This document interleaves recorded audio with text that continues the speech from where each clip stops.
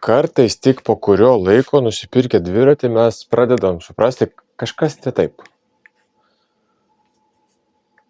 Paprasta 8 pavarų sistema, taip, Shimano, viskas tvarkoj, bet tai yra ne visiškai žemiausio lygio, ten dar turniai, sysai ten iš vis tikriausiai ne Shimano, Akera perjungęs, kasetė. Čia iš pigesnių, 439, ar kuri čia jinai HG31. Va, čia yra žemiau nėra.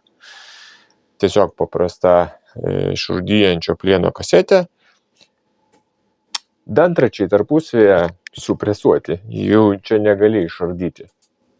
Reikia padaryti taip, kad šitas dviratis tarnautų šiek tiek ilgiau, patogiau. Galvoju, reikia pamatuoti, kas čia pas mūsų nusidėvėjimų. Sakė, gal 500 km pravažiavo, virš 1%. Virš 1%, tai čia jau kasetę galima net nematuoti. Prasmės juos matuoti nėra, nes mes ją keisim. Bet jeigu tai būtų tas atvejis, kada reikia kažką patvarkyti, sureguliuoti, tai jau greičiausiai pavarų sistemos nebeliestume, tiesiog paliktume ir važiuotų iki galo šitas dviratis. Ant stalo detalių krūva, traukiu lauk, rodau, į ką keisim. Sveiki. Galaktikos mastais Shimano visai nesenai pristatė QS sistemą, deklaruodami, kad tai bus labai patikima, ilgai tarnaujanti, elektriniams dviračiams tinkanti ir suderinama. O ką reiškia suderinama? Tai vieną tą pačią grandinę naudoja, tokius pačius dantračius naudoja sistema, tai yra jeigu jūs priekinį bloką turit QS, tai nesvarbu koks pavarų kiekis, jum priekinio bloko keisti nereikės. Kas ten dar tokio ypatingo? Rankenėlės. Rankenėlės turi tą patį pull ratio, tai yra skirtumo kiek pavarų, troselio eiga tai pati. Vadinasi, teoriškai jūs galėtumėt su tuo pačiu perjungėju, rankenėlę aš turiu omeny, susireguliuoti bet kurį kitą QS galinį, štai tokį perjungėją. Čia Akera, ne QS. Montuosim QS rankenėlę, 11 pavarų. Pavarų kiekis vis tiek lieka svarbus, nes rankenėlė turi 11 pozicijų.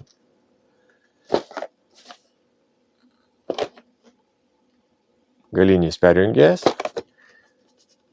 Atkreipkite dėmesį, parašyta 10-11 pavarų. Jau 9 mums čia netiks. Kasetę užsakiau iš brangesnių. LG 700. LG reiškia Link Glide. 11 pavarų, 11-50 kasetė. Štai tokia didelė. Ir pereinam prie vienos pavaros priekyje.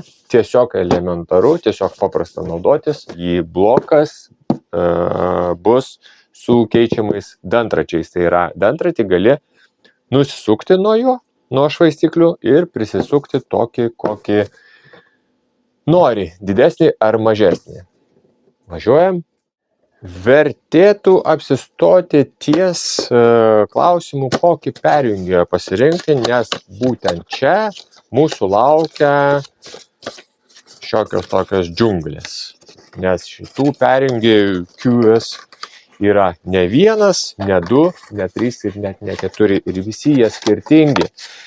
Ir iš Shimano deklaracijos galima būtų pagalvoti, kad bet kokį perjungėją paimi ir viskas veikia. Neveiks.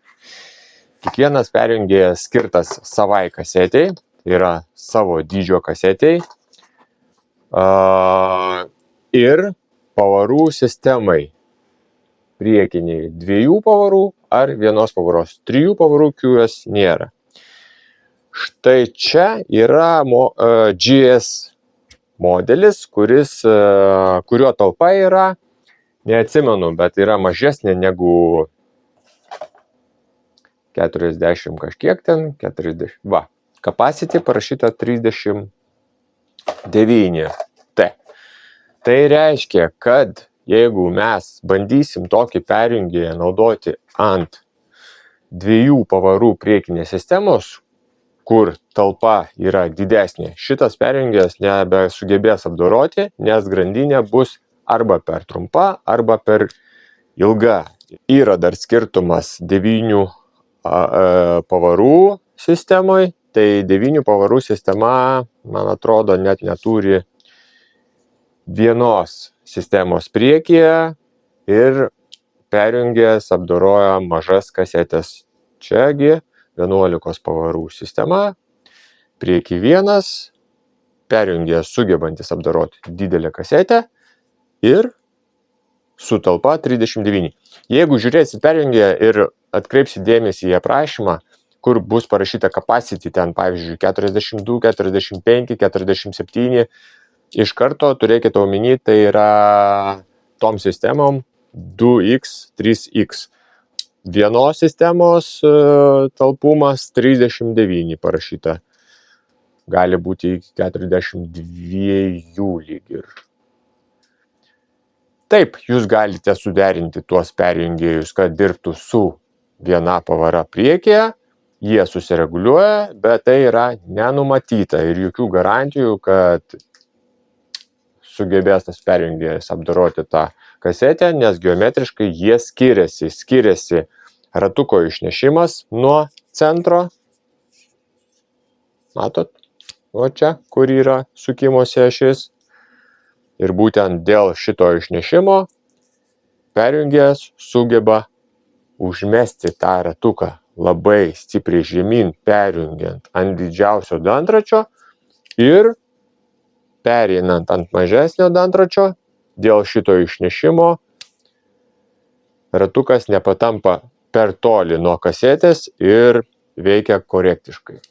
Taigi, sukam iš esmės viską lauk, nekreipdami dėmesio į nusidėvėjimus.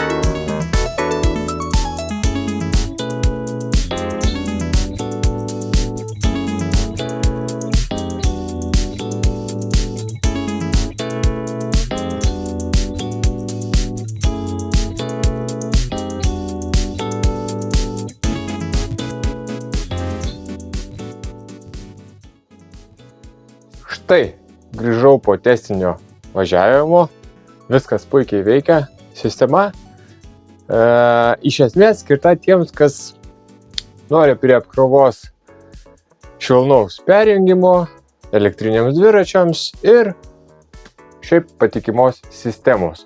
Nes kasetė ir švaistikliai labai tokių lengvumų, sakykime, nepasižymi. Daugiau sveria. Dantračiai storesni, švaistikliai galingi, perjungėjas kaip perjungėjas, diorė lygio kažkur, rankenėlė panašiai, nieko ypatingo, numetimo per kelis žingsnius nėra. Dviratukas įgijo šiokį tokį vaizdą, kai be priekinės pavarų sistemos, tai ir plauti paprasčiau, ir nieko čia mums junginėti nereikia, ant vairo rankenėlės nėra. Galima sakyti, netgi išsilengvinom. Kiek toks džiaugsmas kainavo, galėsit pasidomėti patys, o pakeistų detalių sąrašą aš patalpinsiu į aprašymą. Sėkmės, negeskit, pavasaris, daugiau minkit.